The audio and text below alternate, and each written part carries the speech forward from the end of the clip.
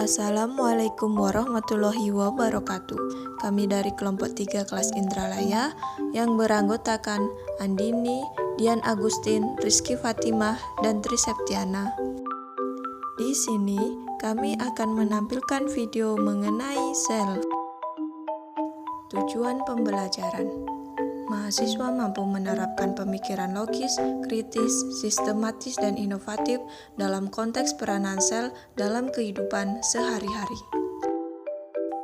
Sel adalah organisme mikroskopis, unit struktural dan fungsional penyusun makhluk hidup.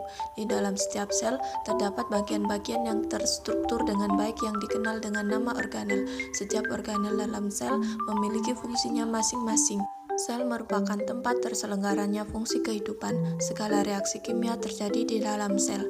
Sel dikelompokkan menjadi dua bagian, yaitu sel prokariot dan sel eukariot. Perbedaan dari kedua sel ini terlihat jelas dengan ada atau tidaknya membran inti dan dari ukurannya. Sampel yang kami gunakan yaitu sel prokariot dan sel eukariot. Sel eukariot berupa sel tumbuhan dan sel hewan. Prosedur proyek: pertama, pelajari dan pahamilah materi tentang sel. 2. Gambarlah sel prokariot dan sel eukariot. 3. Buatlah media yang digunakan untuk penjelasan. 4. Rekamlah penjelasan materi mengenai sel. 5. Editlah rekaman tersebut menjadi video yang menarik. Assalamualaikum warahmatullahi wabarakatuh. Saya Andini dari kelompok 3 akan menjelaskan sel prokariot. Sel prokariot adalah makhluk hidup yang tidak memiliki membran inti sel. Terdapat 9 bagian. Yang pertama ada kapsul. Kapsul berfungsi sebagai lapisan pelindung, menjaga sel dari kekeringan, membantu melekatkan diri pada substrat dan menunjukkan virulensi suatu bakteri.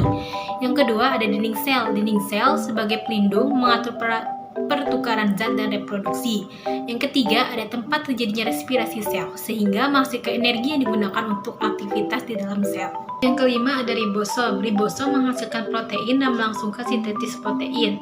Keenam, ada plasmid. Plasmid berfungsi dalam rekayasa genetika sebagai faktor yang membawa gen asing yang ingin disisipkan pada bakteri. Yang ketujuh ada pili. Pili membantu perlekatan pada substrat dan penyaluran materi genetik pada saat konjugasi. Yang kedelapan ada nukleoid. Pengendali seluruh kegiatan sel dan membawa informasi genetik karena mengandung DNA yang ada di dalam kromosom. Dan yang kesembilan ada flagella. Terdapat pada dinding sel yang berfungsi sebagai alat gerak.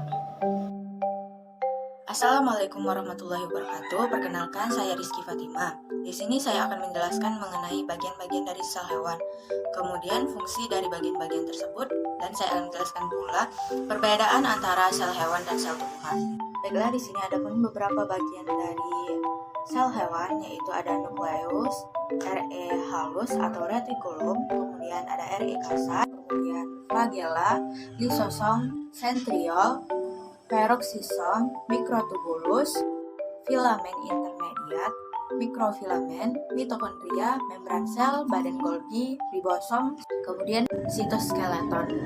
Kemudian ada pun fungsi dari bagian-bagian tadi, yaitu nukleus itu fungsinya untuk tempat terjadinya replikasi, untuk menjaga integrasi gen-gen, mengontrol aktivitas gen dengan mengelola ekspresi gen, mengendalikan proses metabolisme dalam sel dan menyimpan informasi genetik. Kemudian ada RE halus atau retikulum halus, yaitu untuk membentuk lemak dan steroid. Contoh organnya itu seperti hati. Kemudian ada RE kasar sebagai tempat sintesis protein. Kemudian ada flagella, itu berfungsi sebagai alat penggerak sel. Kemudian ada lisosom untuk mencerna intrasel karena mengandung enzim hidrolitik. Kemudian ada sentriol, membantu dalam membelah sel dengan memfasilitasi pemisahan kromosom. Kemudian peroksisom berfungsi untuk mengurangi peroksida dan sisa-sisa metabolisme toksik dan perubahan lemak menjadi karbohidrat. Kemudian ada mikrotubulus yang berfungsi untuk melindungi sel, juga berperan dalam pembentukan flagella, silia, sentriol, dan memberi bentuk sel. Kemudian filamen intermediat, yaitu berfungsi meningkatkan stabilitas mekanik sel. Kemudian ada mikrofilamen, berperan dalam pergerakan sel endositosis, dan eksositosis. Kemudian ada mitokondria, menghasilkan energi dalam bentuk ATP dan respirasi seluler. Kemudian ada membran sel, yaitu berfungsi untuk melindungi sel, menerima rangsangan dari luar, dan mengatur keluar masuknya zat. Kemudian ada badan Golgi. Badan Golgi itu berfungsi untuk membentuk vesikula atau kantong untuk ekskresi, membentuk membran plasma, membentuk lisosom, dan proses protein. Kemudian ada ribosom, itu berfungsi untuk tempat berlangsungnya sintesis protein.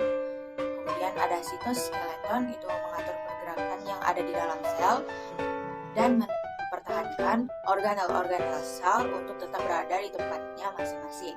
Kemudian ada pun perbedaan dari sel hewan dan sel tumbuhan. Ada beberapa perbedaannya, yaitu keberadaan dinding sel. Sel hewan tidak memiliki dinding sel, sedangkan sel tumbuhan memiliki dinding sel. Namun dinding sel tersebut sangat kaku, sehingga semua itu menyebabkan tumbuhan tidak bergerak secara aktif. Kemudian ada setriol. Setriol itu hanya terdapat pada sel hewan. Sel tumbuhan tidak memiliki setriol. Kemudian plastida. Plastida ini terdapat pada sel tumbuhan, namun tidak terdapat pada sel hewan. Kemudian ada pula vakuola. Vakuola ini terdapat pada sel tumbuhan, sedangkan sel hewan umumnya tidak terdapat vakuola. Kemudian ada lisosom. Lisosom ini dimiliki oleh sel hewan, namun tidak dimiliki oleh sel tumbuhan. Kemudian perbedaan pada letak nukleus. Pada sel hewan, nukleus itu terletak di tengah sel. Namun pada sel tumbuhan, nukleusnya terletak pada tepi sel. Kemudian ada sentrosom. Sentrosom ini dimiliki oleh sel hewan, namun tidak dimiliki oleh sel tumbuhan. Saya Dian Agustin. Dinding sel berfungsi untuk melindungi sel tumbuhan, mempertahankan bentuk sel, dan mencegah absorpsi air secara berlebihan. Membran sel pada tumbuhan dikelilingi oleh dinding sel yang kaku. Bagian ini berfungsi membentuk sel dan melindunginya dari serangan dari luar. Fungsi kloroplas yang pertama adalah sebagai mensintesis terhadap suatu makanan dengan melakukan proses fotosintesis, menghasilkan ATP adenosin trifosfat melalui proses fotosintesis, mengurangi energi cahaya dan mengubahnya dengan menjadi energi kimia. Fungsi badan Golgi adalah untuk membantu proses metabolisme sel, mengemas bahan ekskresi yang akan dibebaskan dari sel, dan memproses protein yang telah disintesa oleh ribosom dari retikulum endoplasma. Fungsi ribosom pada sel tumbuhan yaitu untuk membuat protein dan melakukan sintesis protein dalam sel. RE halus berfungsi dalam beberapa babak metabolisme yaitu sintesis lipid, metabolisme karbohidrat dan konsentrasi kalsium, detoksifikasi obat-obatan, dan lokasi melekatnya reseptor pada protein membran sel. RE kasar memiliki fungsi utama yaitu sebagai tempat sintesis protein. Fungsi utama nukleus adalah untuk menjaga integritas gen-gen tersebut dan mengontrol aktivitas sel dengan mengelola ekspresi gen. Selain itu, nukleus juga berfungsi untuk mengorganisasikan gen saat terjadi pembelahan sel, memproduksi mRNA untuk mengkodekan protein sebagai tempat sintesis ribosom. Polinukleus berguna sebagai pertukaran molekul besar protein dan RNA antara nukleus dan sitoplasma. Nukleolus memainkan peran penting dalam memproduksi ribosom yang bertindak sebagai tempat pembentukan protein di dalam sel. Vakuola mempunyai beberapa fungsi pada sel tumbuhan, di antaranya berperan dalam turginitas dan bentuk sel, tempat penyimpanan dan penimbunan, sebagai lisosom, dan membantu proses homeostasis.